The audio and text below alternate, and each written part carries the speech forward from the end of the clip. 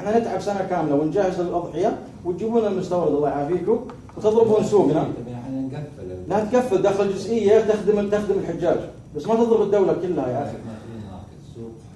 سوق حر ما تضربنا احنا كمربين. المنتج المحلي مقدم.